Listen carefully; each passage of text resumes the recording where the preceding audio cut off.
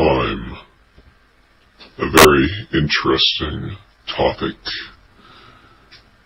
Did you know we are the only animals that seem to understand there is a past, there's a present, and there's a future?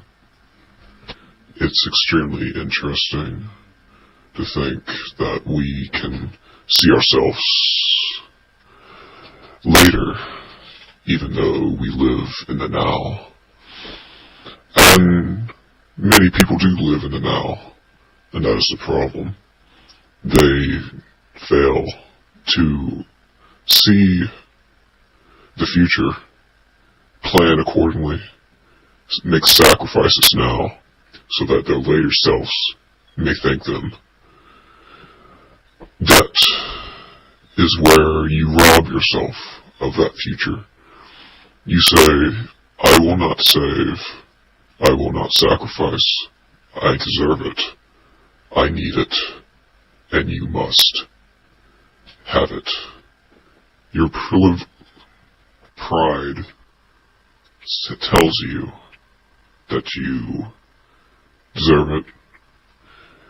You are entitled to nothing in this world except by the sweat of your brow. You must work. Maybe not as an ox in the field. Your life is not only your work, but much of it is. Therefore, you must enjoy it. So why willingly become a slave? Why rob yourself of your own future with debt? You think that now is everything, but in the future, that now will be everything to you. You will look back at yourself and say, why? Why? Why? However, regret for the past will never change the future. So, do not let your heart be hardened by your past mistakes, or else your future self shall suffer more than it already has. You must look at what is wrong. You cannot simply ignore the problem. You must categorize your debts, ordered from least to most. Then you must talk with it.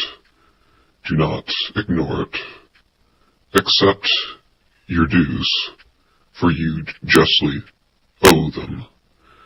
Try not to get out of this debt, but to repay it full with interest, as a just man shall do. Now, once you have the intention of paying off your debt, you have ordered them from least to most. So, it's very simple. You must look and see what the minimum payments are for each debt. You shall pay them at the minimum rate, except the smallest, be it 1,000, 10,000, 100,000, or a million. Regardless, it must be the smallest. Regardless of interest rate, it must be the smallest. For the plan is very simple. Minimum payments on all the debts except smallest one. Then you switch and focus all your efforts on that small debt. The key is it's attainable. The smallest debts tend to be small. So you have the best chance of taking them out quickly. So after a month, it's gone. That was easy. Now, say you were paying $30 on a $100 debt. Now that $30 can be added to attacking the next debt. Say that's $1,000.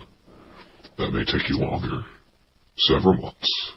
But less you take that, now that $30, and the $100 you were paying shall be added to the already intense effort you have been putting on to paying off the debt.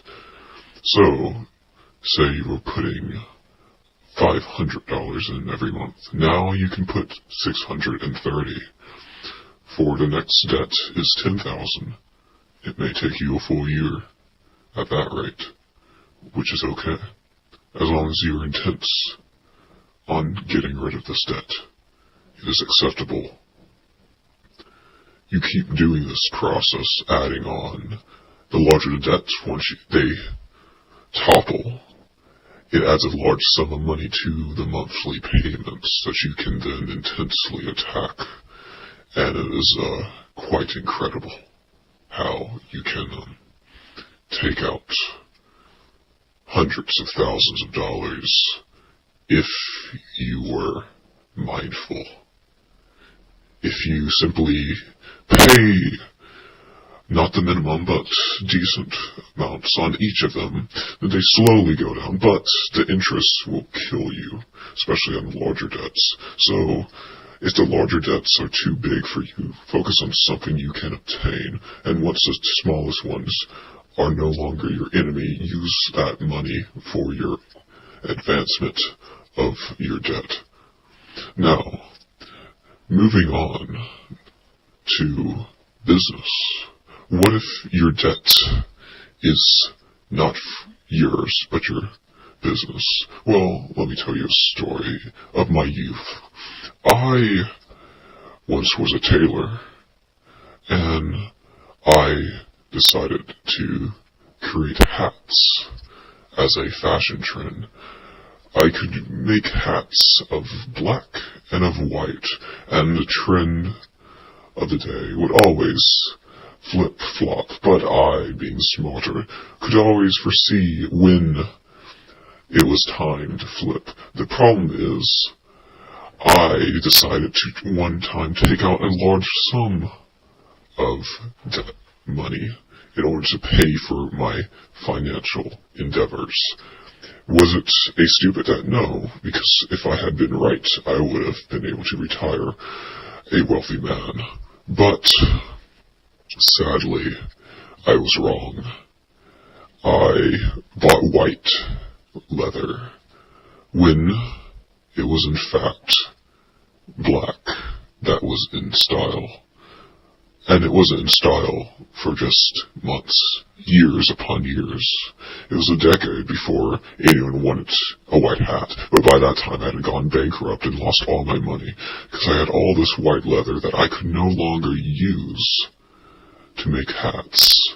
And no one wanted a white suit because for some reason they avoided it like the plague.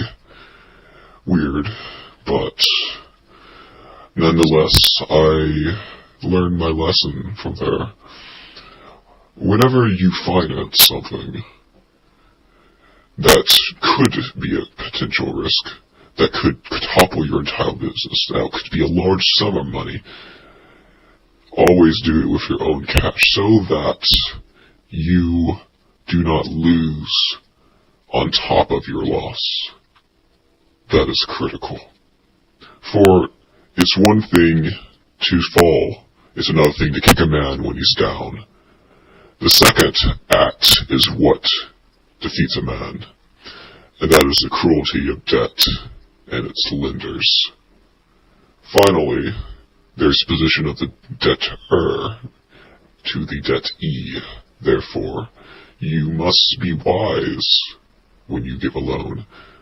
Find the people who have good hearts, integrity, but also good trade, good knowledge, sound mind, so that they can pay you back.